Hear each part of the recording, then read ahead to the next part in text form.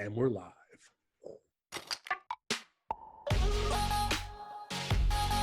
Welcome to Fall Forward Radio. Super Dad, what is up? That's right, buddy. Look at that. Super Dad. Yeah, I'm still trying to promote the show. You know, I'm just the social media man wearing The merch man. So okay, so a lot of feedback from the last episode, buddy, about the IKEA stuff. I gotta tell you, our buddy Keith Magin reached out to us through email. Kind of a funny story. Hope you don't mind us mentioning this, Keith, but he had one of his own IKEA fumbles and built a crib for his baby. So he built it in the living room, and then when he went to take it in the baby's room, he found out it was wider than the door frame, so he had to take it all apart. Can you imagine the because you can't just take one side apart because it's all connected through each other. So my goodness, could you imagine doing that? So you got some more projects on this week, right? More IKEA. You're going to still in IKEA. Yeah, we need to get IKEA to sponsor the show. Hey man, give us a call. Come on. The new face of IKEA is right here, ladies and gentlemen. They can replace the stick guys with us. Yeah, there you go. Perfect. So as you can see, I have a nice glowing tan this week. So last weekend I went to a birthday party, and it was at a place called Triumph. And it's like you're suspended up in the trees, and you're going across bridges and pulling things. And it was super fun. I had a great time. How do you feel after you did all that pulling and jumping? And so the day after, I felt great, and then the day after that, it was a mess. It was, I'd scratched my head and my triceps were on fire. So, all those muscles being reused again. Tell you what, I've got to just stick to talking into a microphone with you. I mean, it's well, you do a great job of it. So that brings me on when we're talking about super dads with your t-shirt. Very applicable for our first guest today. I say this every week. Our first guest, our only guest today, the guest is Rob Scheer. Just wait until you meet this guy, dude. He's an author for a book called Forever Family. He's been on the Apple TV show Dads, as our friend Rob Selby was. Amazon documentary Vacations of the Brave. He's been on Ellen. He's been on NBC Nights. He's going big. Yeah, he is already big. But I'm not going to tell you or tell the Full Forward fanatics anything about how or why he's on there. We're going to go ahead and roll the tape in a second and get him straight on here and let him blow your minds. So, Jay, without further ado,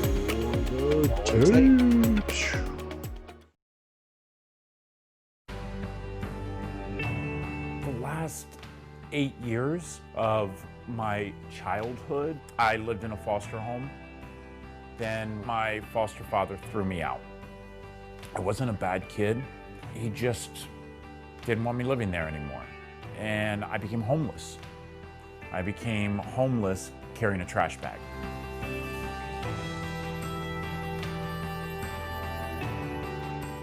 It'll be 9 years this January. The doorbell rang and our first two children arrived, and it was Amaya and Makai. And the one thing that stuck out is they both had trash bags. And I couldn't believe that after all these years, I had carried a trash bag in foster care. And I even remember saying to the social worker, "Are you telling me that this is what they carry their belongings in?" And she said, "Yes, all of our kids in care carry their stuff in trash bags." And then 3 months later, we get two more kids. Our son Grayson arrived and our baby Tristan. And again, here they come with trash bags.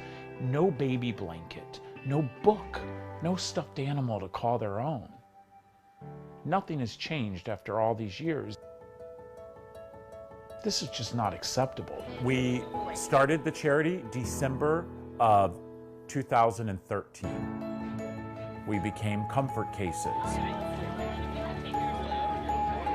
We are packing cases for kids in foster care in need. I like it because we get to help others. We put a brand new pair of pajamas in, a toothbrush. We make sure that we put a blanket in there because we want them to wrap themselves in it, and we want them to know that as a community, we care about them. See, when I was a homeless kid, I used to sit in the public library and I would read every book I could get my hands on. So I make sure that we put a book in every one. We put a stuffed animal in every single case because I think that every single child should have something that they can hold on to, just to squeeze, to know that, you know what, this person loves me.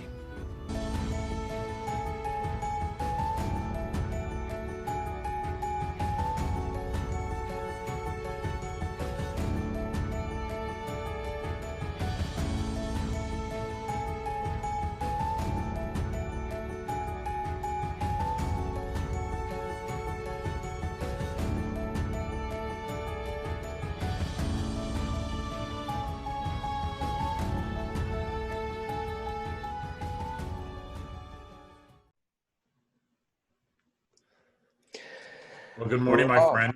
Rob, how are you? I'm doing wonderful this morning. How are you doing? We're fantastic. Thanks for joining the show here to talk to us.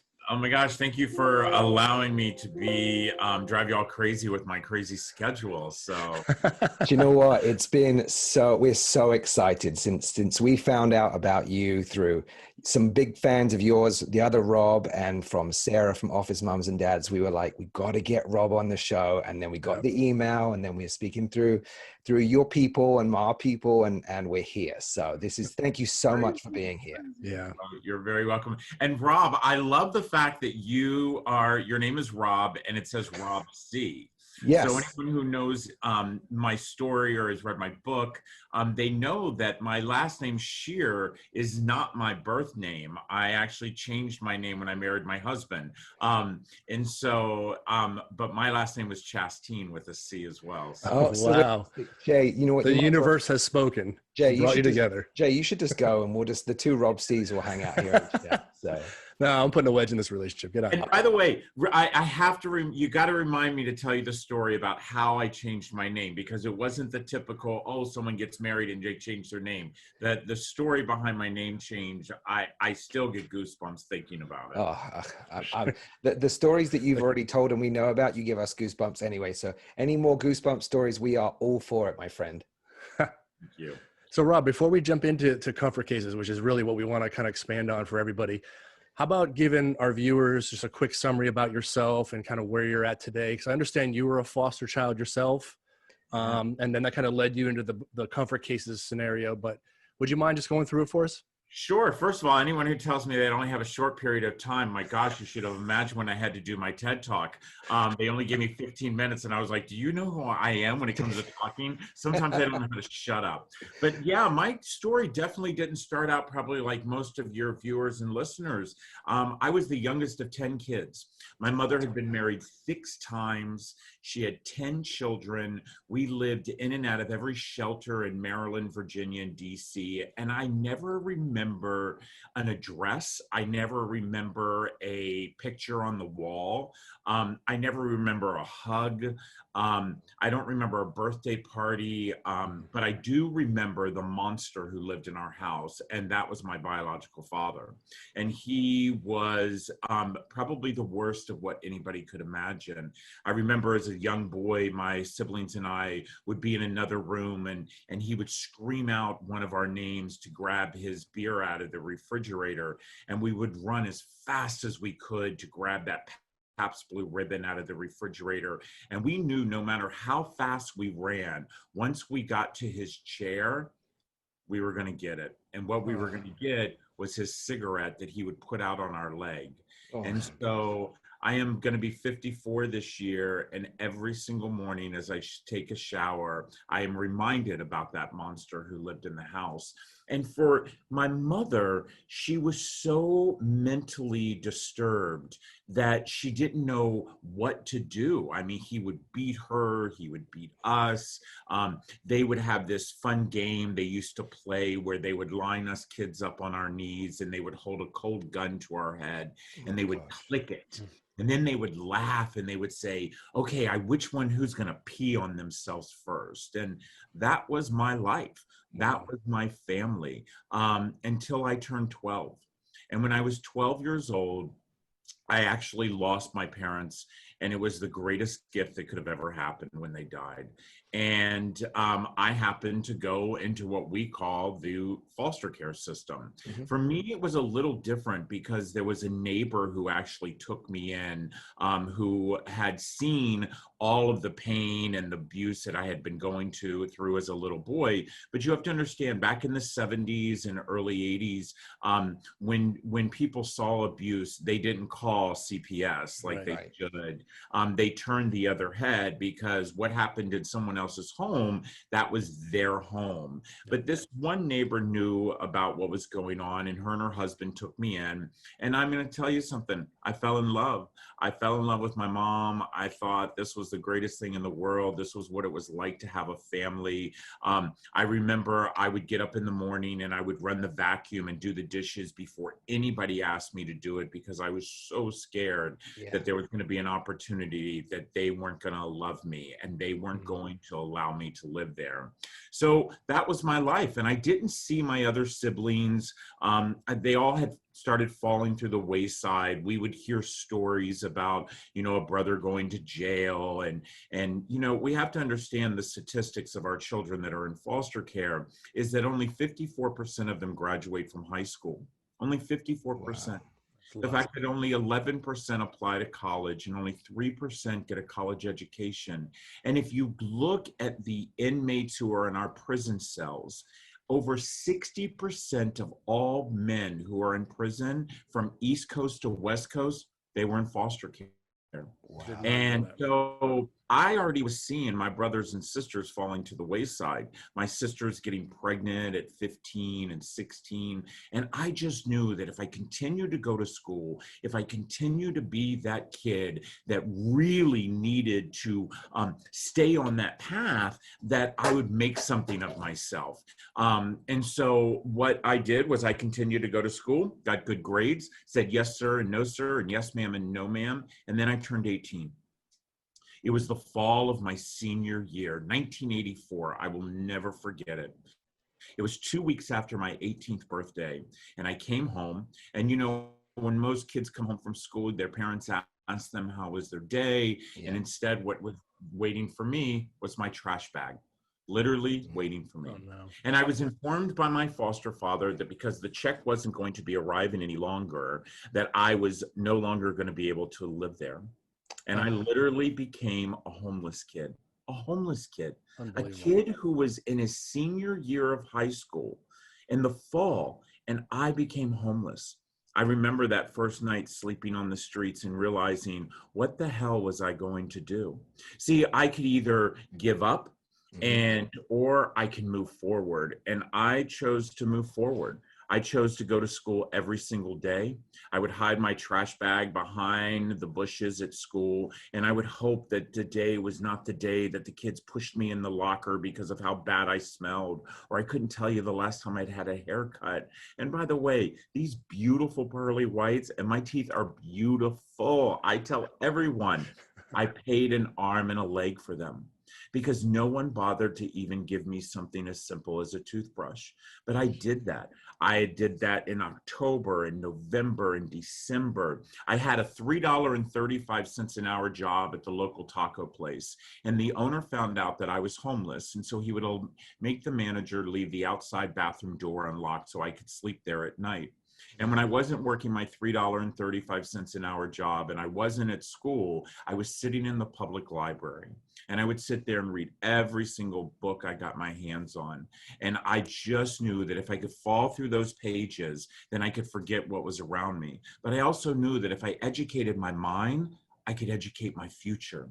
See, I remember sitting in Mrs. Brown's English class, and I remember kids would be called out to go to the guidance counselor to talk about their future, but you didn't talk about mine. See, the fact is that if you looked at me and you acknowledged me, then you would have to accept the fact you failed me. And so I just continued forward. I was trying to get to that golden day of graduation. See, I had heard through my community that there were 3 golden rings that you had to make sure happened. Number 1, you had to get a big house. Number 2, you get a expensive, you get a lot of money in the bank. Because certificate, those are your 3 rings that you could grab. And I just wanted that certificate.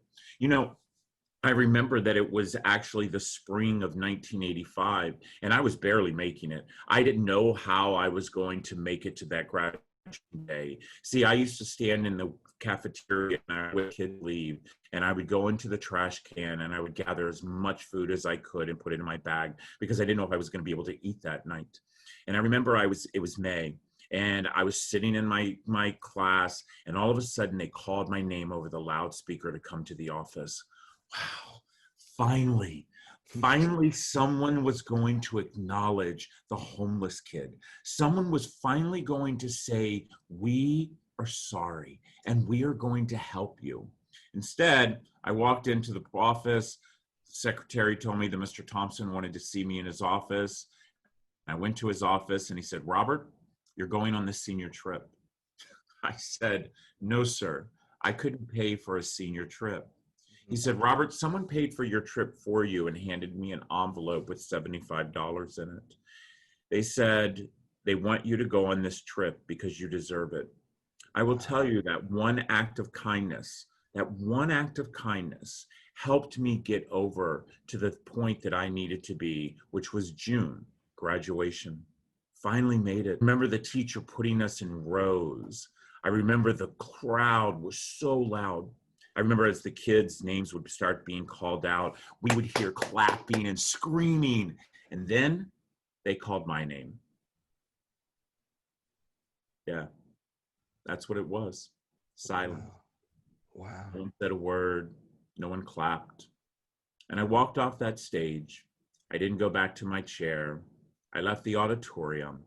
I went to the back parking lot and I sat on the curb, and for the first time I cried. I cried for my mother.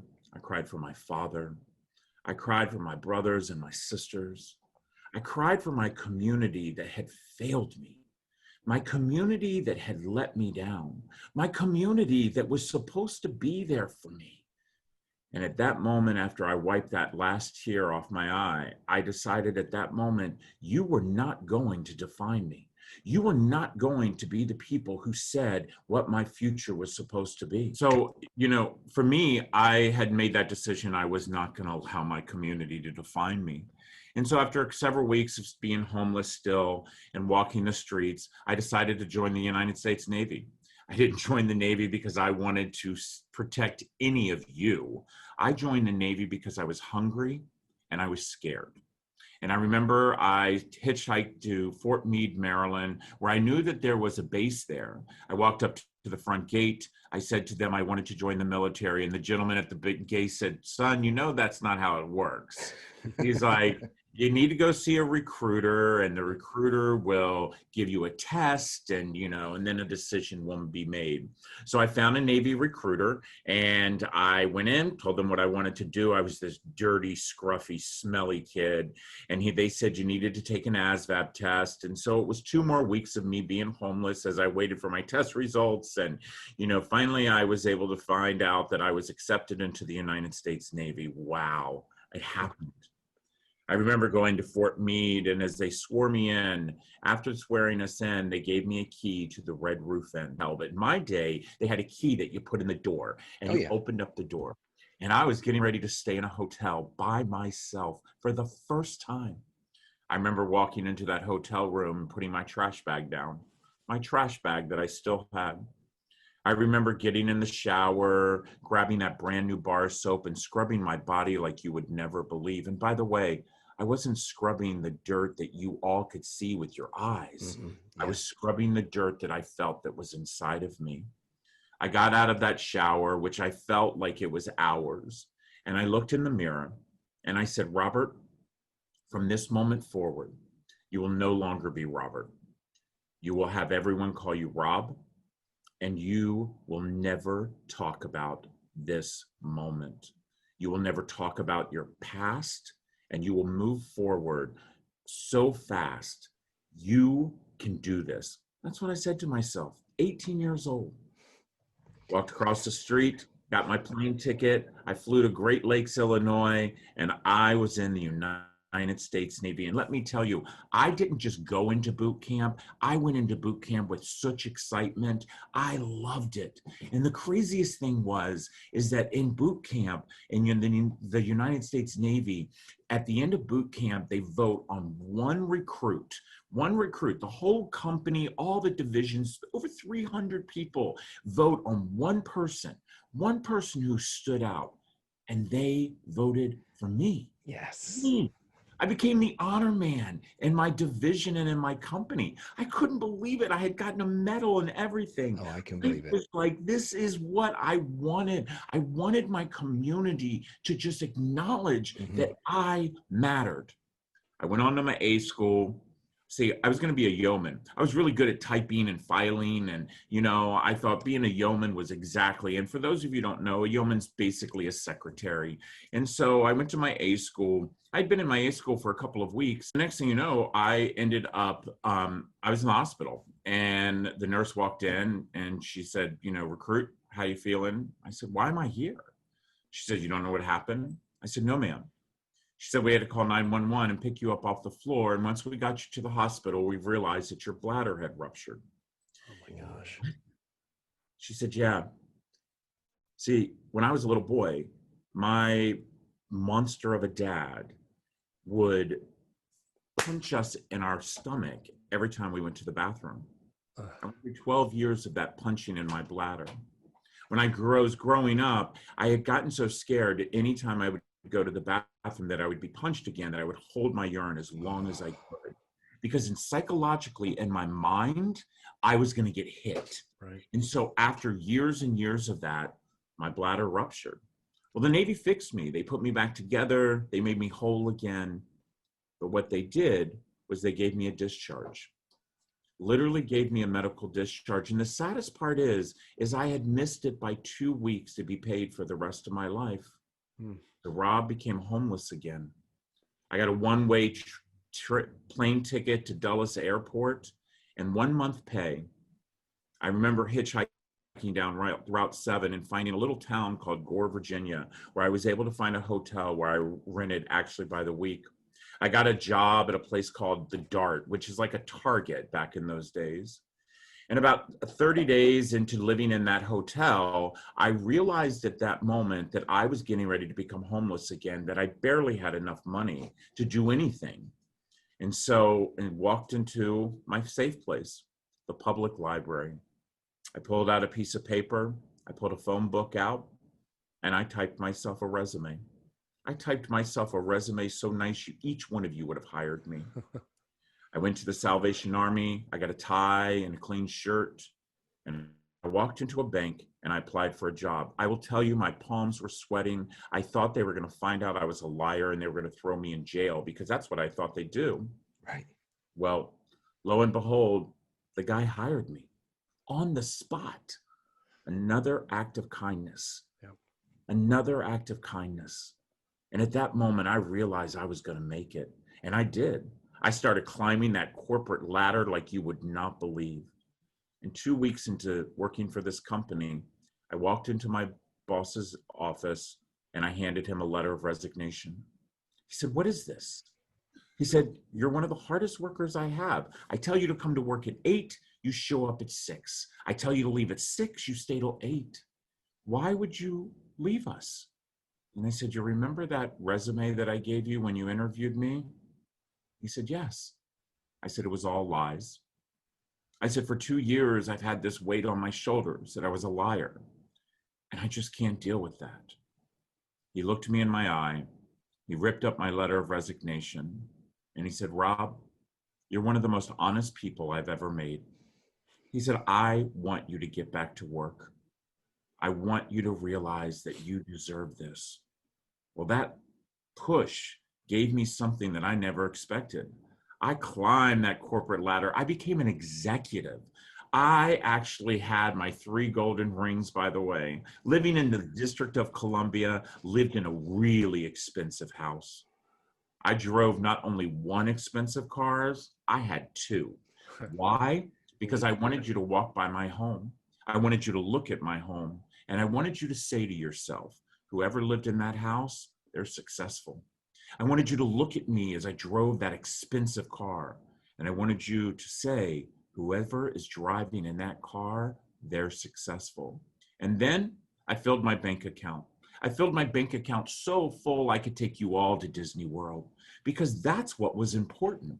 Me, me, me.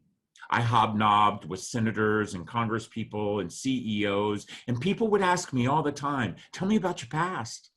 And I would say, "Isn't that what a past is? It's your past. Let's talk about our future." Love that. Then I met the most amazing person in my life, my now husband, Reese. 15 years ago, Reese started to find out about my story. He started to meet my biological siblings. He started to realize the path that I had was not a good path whatsoever. And I remember one day, Reese and I were sitting there, and I said to him, since I was a little boy, the only thing I've ever wanted was to be a dad. Mm-hmm. I want to be a dad, like a dad that I never had. I wanted to be a dad that threw the football in the front yard with his kids. I wanted to be a dad that laughed when Christmas morning happened, so excited to watch them unwrap their presents. I want to be a dad. And he said he did too. And at that moment, we decided to be parents. We decided we wanted to do the typical gay thing, which is to have one really cute baby in an expensive stroller, so you all would look at us and say, "Ooh, look at the cute gay couple." And on Saturday morning, we were actually having coffee, probably suffering from a hangover. And there was a show that came on TV called Wednesday's Child. It was a show that showed a foster child that was in the system. My husband looked at me and said, "Can you explain to me why we're not adopting in foster care?" And I said, "Because I told you we will never talk about that." He said, "You know, Rob, maybe one of the problems you have is that you won't talk about it." You know, Reese is a very smart man.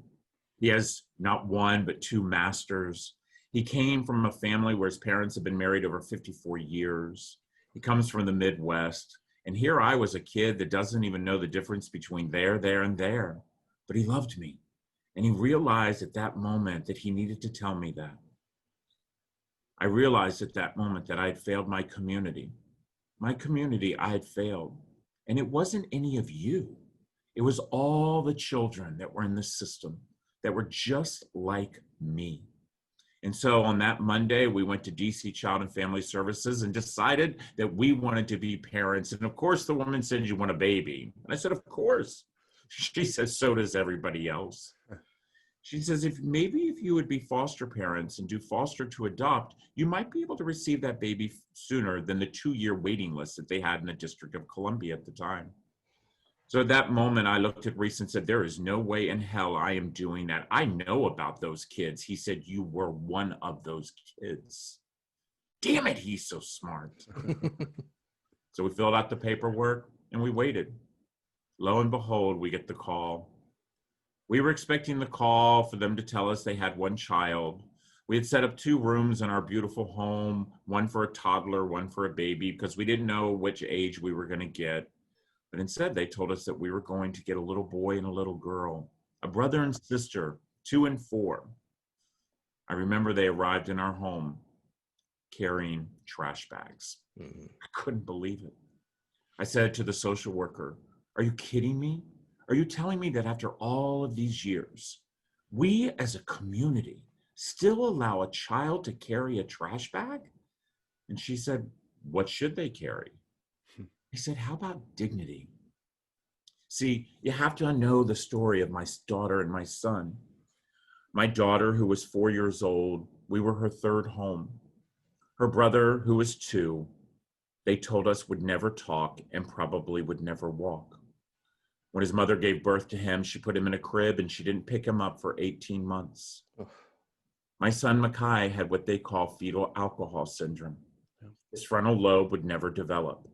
And they kept telling us, "This is the best you're going to get." I remember the social worker even asking us, do we even want him, as if he was a piece of clothing. Mm-hmm. I remember also looking at my husband and realizing at that moment that we would never say the word never in our home. And every day we would sit there and we would move Makai's arms and move his legs. And we would talk to him.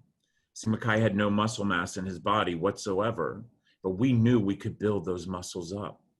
Reese would leave work at lunchtime and go to the daycare and move his legs and his arms and talk to him. And I would sit on the floor at night after work and I would look at my son and say, "Makai, I love you.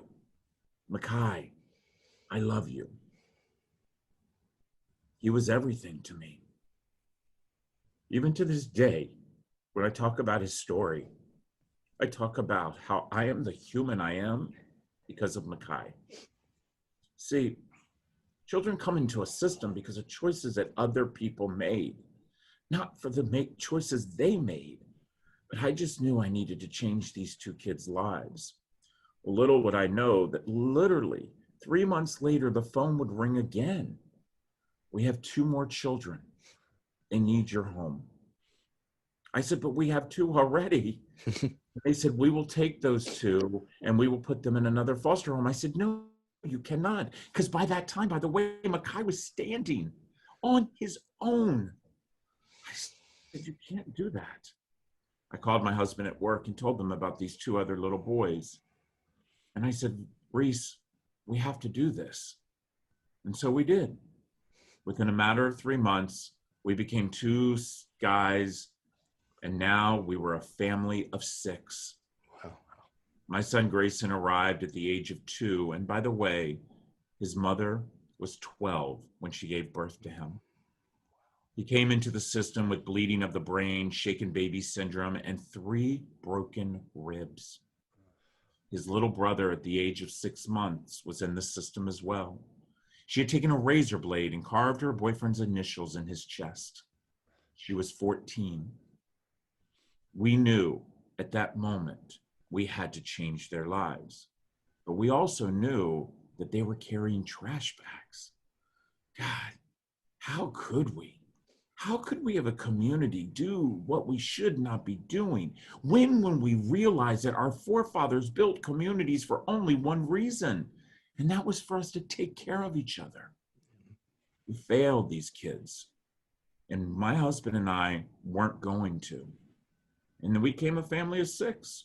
Life just happened. We just moved along, 3 in diapers and 1 that was special needs. And by the way, by that point, Makai was walking. Wow. I remember about 8 months into Makai being with us, my husband was screaming upstairs. I thought something happened. I ran upstairs and Reese is changing his diaper. And Makai is looking at him and saying, Dada, Dada, Dada.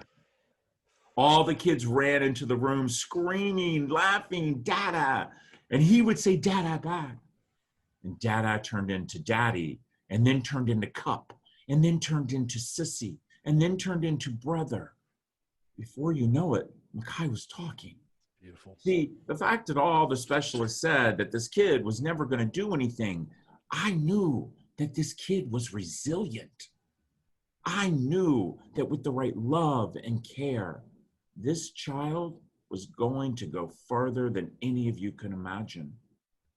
At that moment, a year after our children were with us and the parents stopped visiting and no one cared about them, my husband and I did something that had never happened in the District of Columbia. We hired our own attorney and we filed suit against the city for adoption of our 4 children. I remember the social workers telling us we were crazy, that if we lose this, they will take all 4 of our kids. I also remember looking at her and saying, and if we do not do this, we will lose these kids to the system. Yeah. They deserve permanency. And so we went in. We hired the best bonding study experts. We brought in people to make sure that people understood that 2 white men raising 4 black kids wasn't going to change them. That 2 gay men raising 3 boys was not going to make them gay. And we took 4 days of a trial. Wow. We won. We won. And our children became our children permanently. I remember as the kids were sitting in the courtroom and the judge looked at them and they asked each of the children what were their names. My daughter Amaya looked up and said, my name is Amaya Scheer. So the judge looked at Makai and Makai said, my name is Makai Scheer. And then he looked at Grayson and he said, my name is Grayson Scheer. And then he looked at my baby. And my little boy looked up and he said, my name is Tristan Scheer, but everybody calls me Bubby. At that moment, we knew we were a family.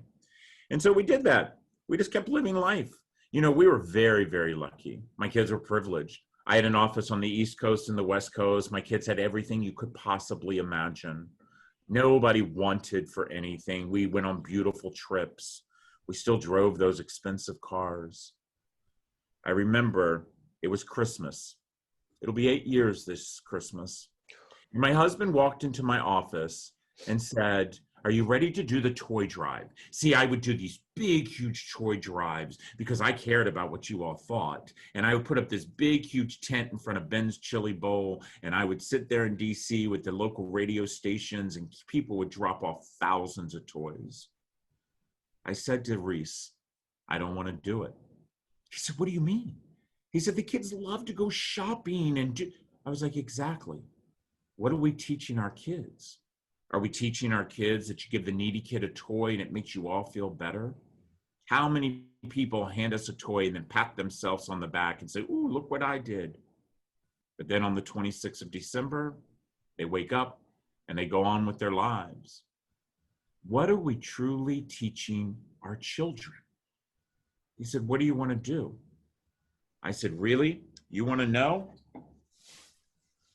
I want to eliminate these. And I pulled it out of my desk. He said, you were batshit crazy. I said, you married me. So we got together, some members of our church, all of my senior team, and we sat around with my children, and I told my story. I told my story. I'd never told anyone my story except for my husband. I had employees that were sitting there with tears rolling down their eyes. I had senior staff members that were crying. I told my story.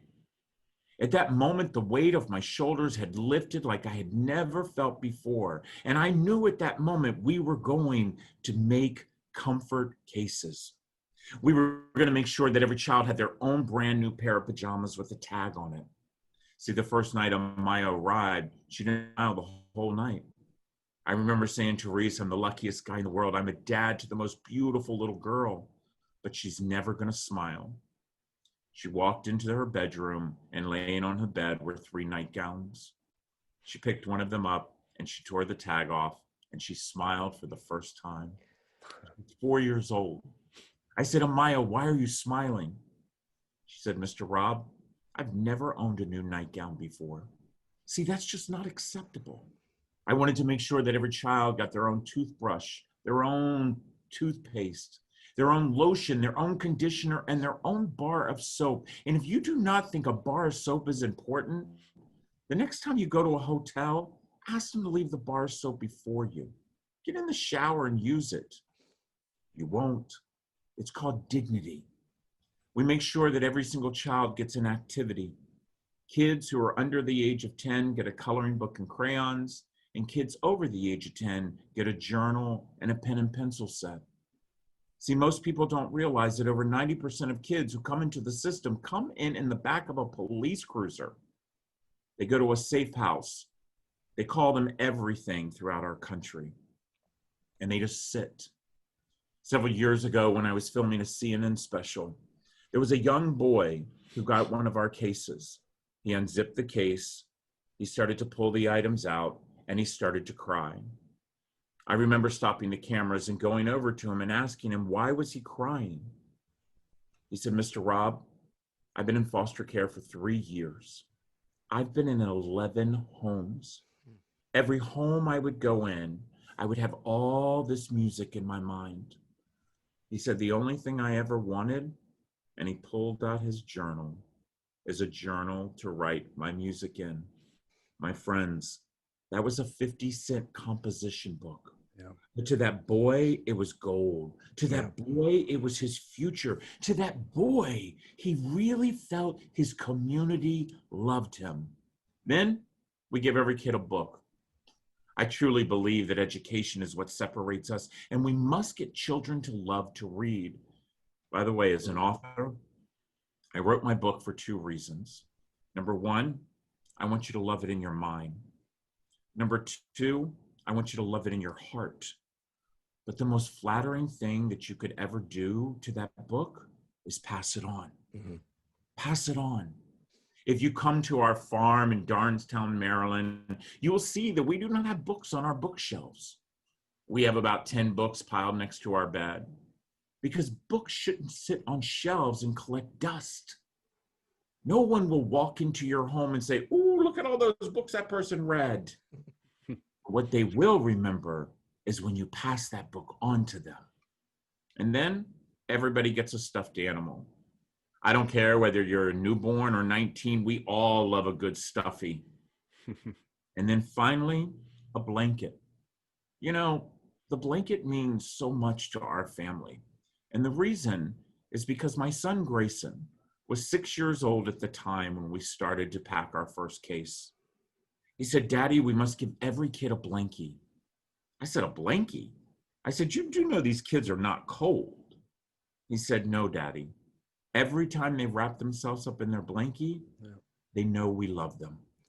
Comfort. See, guys, at the end of the day, that's what each and every one of us want. We want to be loved. We want to know we matter. And we want our community to love us. And remind each and every day, your listeners, your watchers, your community is not your zip code. It's our human race. And what affects me in my little town of Darnestown, Maryland, affects people in Austin, Texas. And what affects people in Austin, Texas, affects people in Puerto Rico. We must understand that we will only get better when we come together. And so that one case led to now we have given out over 100,000 cases to all 50 states, DC and Puerto Rico. And I will not remind your listeners that Puerto Rico belongs to us. Mm-hmm. Yes, it is surrounded by water, but so is Hawaii. Mm-hmm. We must learn to take care of each other. And as I end this part of my story, I will tell you, I learned about my 3 golden rings. That big house, that expensive car, all that money in the bank. Those are not your 3 golden rings. That's not what you should all be pulling for. You should pull for your family, your community, and your dash. Your dash. See, most of us have read the poem. Whether you're black or white, rich or poor, male or female, gay or straight, you all are going to get the same exact thing that I'm going to get, a dash. Walk through your graveyards, you see them. The year you're born, your dash, and the year you die. I want my dash to shine so bright that my children look at it and say, my dad, he just didn't talk about it, he did it. And that's what we're doing every day, trying to make sure that we all become good humans. Love it. It's my story, bro. That's powerful, amazing. Okay, I'm going to have to take a lay down in a second, Rob, because I mean, that was just, you've heard it a million times. I know you have people saying you're an incredible human being, but not just everything you've done with your family and what you've done with comfort cases, but just, you know, I've heard a lot of your speeches and your motivation behind it to make people understand the benefits. And I love that about the dash. That's just incredible. I've never heard that before. That's just, blown away, blown the whole time. Yeah. So I can see behind you, right behind you, if I'm correct, is your family, correct? No, that is the cover of my book. Yeah. But that family does not include my sweet new son, Alex. Yes. New addition. So and you have to tell us. You have to tell us about Alex, because when we just so our listeners know, when we spoke to Rob originally, we were just chatting to him. We had a great time. We went back and forth, and then he told us about Alex, and the two of us were on the phone, and we were choking up, goosebumps. And I was like, Rob, please tell everyone about Alex. So if you don't mind, please. Sweet boy, Alex. Oh my gosh. So Alex is our 5th child. We have 5 kids now. Yeah. And actually, I promised my children this morning as they were getting ready for school, and I was telling them about the podcast, I would also mention that we actually have 6 children, and I would mention our daughter Jessica. Jessica lives in Kenya. She goes to the University of Kenya. We have been supporting her since she was 11 years old from an orphanage, and we pay for all of her schooling and all of her support. And my kids always want to remind people that we have Jessica as well, and she is now a sophomore in college, and we can't wait for her to graduate so she can come home. But my son Alex arrived last year. And I was actually giving a speech. And by the way, I'm a banker by trade, 27 years sitting behind a desk, 15 years as an executive. Who would have thought that I would be an author and a public speaker now? But I happened to be giving a speech last fall. And I was giving a speech at a local high school, and there was a young boy that I saw in my peripheral vision, and I could tell he was getting emotional about my speech. And after the speech was done, everybody had left, and this young boy walked up to me, and he introduced himself. He said his name was Alex. I said, Alex, tell me something about yourself. He says, I have nothing to sell. I said, what do you mean? I was like, we all have a story. And he said, my story is going to be like yours. I'm going to be 19 in January. I'm going to age out of foster care, and I'm going to become homeless. I said, Alex, it doesn't have to go that way. He said, oh, Mr. Scheer, it will. See, I've met thousands and thousands of children, but this one young boy hit me like I had never felt before in my heart. I handed him my business card, and as I looked at the principal and the guidance counselor, the principal said, he has a 3.6 in school. Oh my gosh, it just doesn't happen to kids in foster care. And so I went home and I told my husband and my 4 children about him. And my one son said to me, Dad, we have to have him for dinner. And I said, you know what, a great idea. And the very next day, Alex called me. I said, Alex, do you want to come over for dinner this weekend? He said, I would love to. So I called his foster family, and I went and picked him up on that Saturday, and we went out to the local Mexican place that my family goes to often. And he's sitting at the table and he's looking at the menu, and my 11-year-old son Tristan looks over at him and says, you know, you can order anything off that menu. And he said, anything?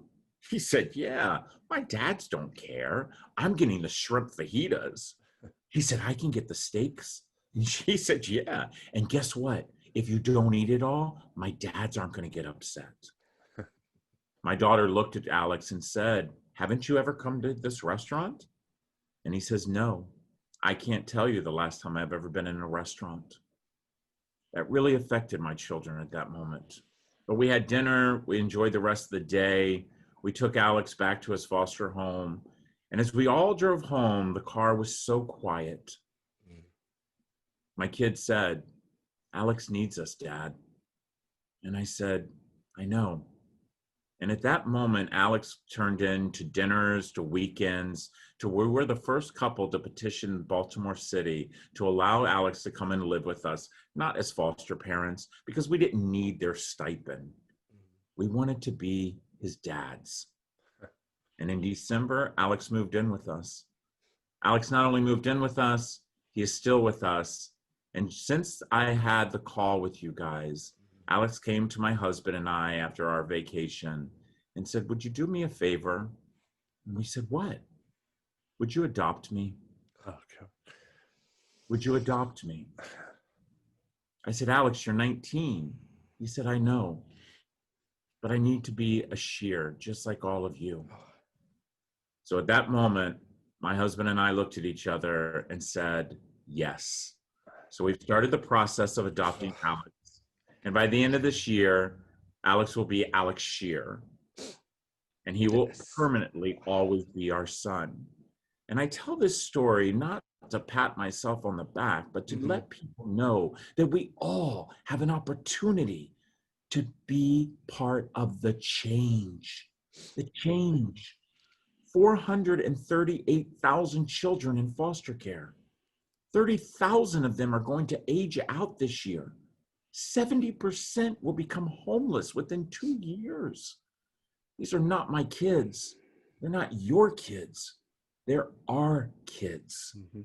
And so we must open up that. And real quick, I told you that I would tell you the story about how I became a Scheer. See, my last name was Chasteen. I was a very well-known businessman, and I knew I would never change my name.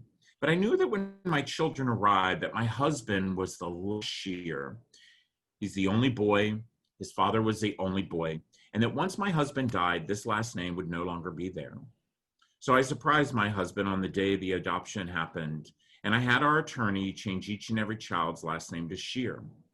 But I kept my name. My husband cried because he thought we would all be Chasteens. because I'm that powerful, loud one. Well, about 5 years ago, when my daughter was 11, I asked her what she wanted for Christmas. She said, Dad, I just want us all to have the same last name. I said, what do you mean? She said, your last name is Chastain, and we're all Scheers. And I just want us all to be Scheers.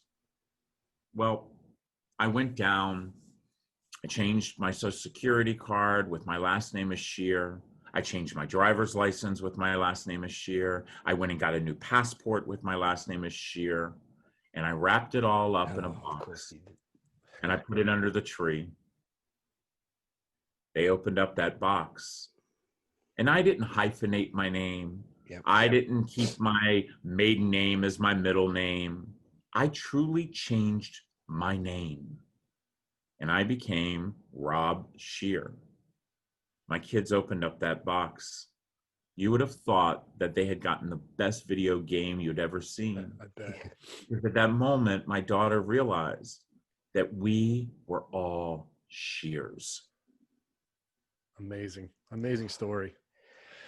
Rob, it's hard to compete with everything that you've shared with us so far. And Rob and I have thought to ourselves, how in our area, just being on this radio show in our infancy, how can we help others, but more so help you with your comfort cases and your story? And so I saw on your website a video or a picture of the Freedom Mortgage. They had provided you a check for $12,000. So I kind of challenged Rob today prior to our call. I said, what can we do to impact comfort cases and to be part of this? So we're going to put a fundraiser together, and our goal is to beat that $12,000 and to get Oh my God, that's amazing. Yeah. So you have to realize we're a 97% volunteer ran charity. We have no big corporate sponsors. We do this out of the love of our community. Yeah. Every single state has donated to our charity. Every continent except for Antarctica has donated to our charity. So something like this is huge for us. It's huge for us. So thank you, thank you, thank you. We want to be part of this. And you know, with the story about the trash bags, it resonates with me personally. I used to be in an executive role for quite a while prior to getting laid off from this COVID situation. And I remember doing a fundraiser for Christmas, like you mentioned, for a local boys and girls home, foster home, and going in there and then talking about the trash bag situation and that they really needed cases. So we at the time didn't know the dynamics of it all. We bought them some cases along with some toys and things that they had asked for. But boy, meeting you and realizing what an impact you're making across the entire world, it's just, it blows my mind. And we want to find some way to be part of it. I hope what we can do with this fundraiser can really be an impact and help. Wow. Wow. Thank you. Thank you. That is just amazing. That's just amazing.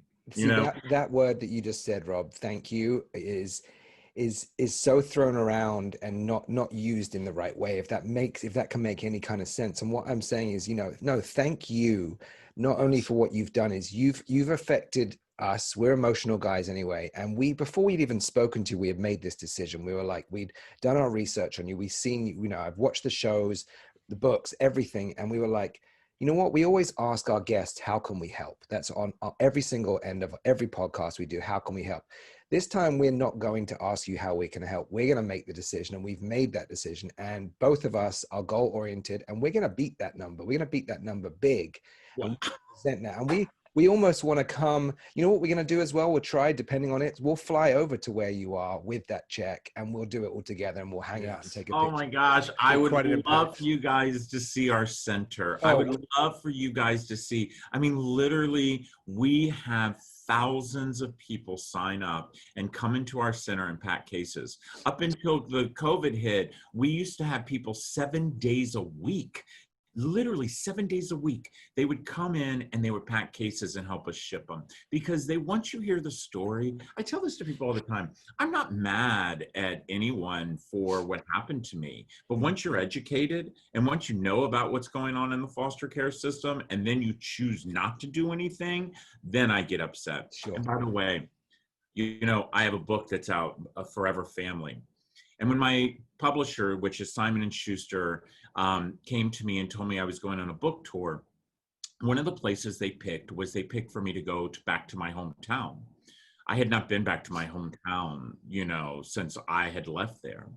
See, at that moment, I realized that my hometown, my community, they had not cared about me. But I remember my family arrived at this Barnes and Noble, and the line was out the door.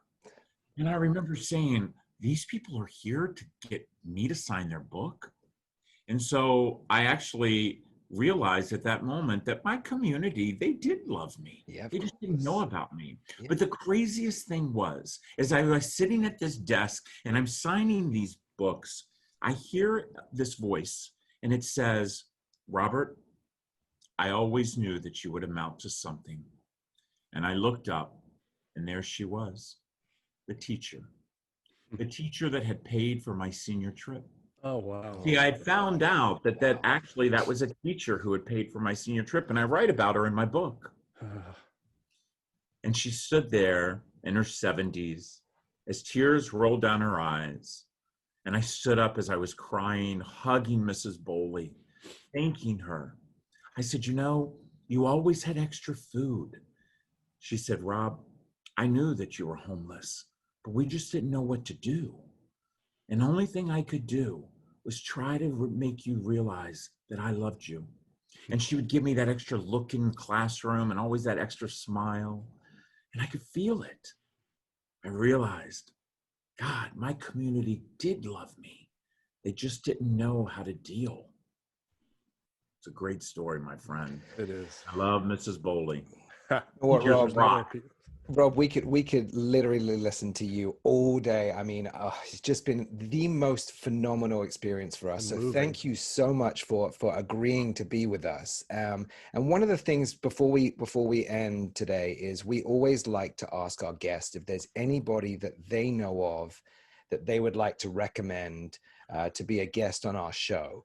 I can see you're excited, which is getting me excited. Oh my God. With that, this is a really hard thing for me because I will have to tell you, I have been very, very lucky, very, very blessed to have meet so many amazing people. And one thing I always tell my children all the time is always stay humble, always stay humble. But I actually have two people that I would like to nominate if that is possible. Yeah, please. Absolutely. Please. Number one, I would like to nominate my amazing, kind, loving friend, Leanne Toohey. For those of you who do not know Leanne's whole entire life started as way before people realized, but she is the mother from The Blind Side. Okay. Leanne has an amazing foundation. As we all know, that she adopted Mike Orr, the famous football player from the Ravens. And Leanne is an amazing human. She is a definition of what I always say, be a good human. So I would like to nominate. Wonderful. Leanne. Thank you. And the second person that I would like to nominate is the founder and CEO of Sackcloth and Ashes. And his name is Bob Dalton. And I will tell you a brief story about Bob. Bob's mother experienced homelessness. And when Bob realized that his mother was homeless and he was going to shelters, he realized that the one thing that these shelters didn't have were blankets. And so Bob bought a sewing machine and got his friends together and they started selling blankets. And every blanket they sold, they gave to a shelter.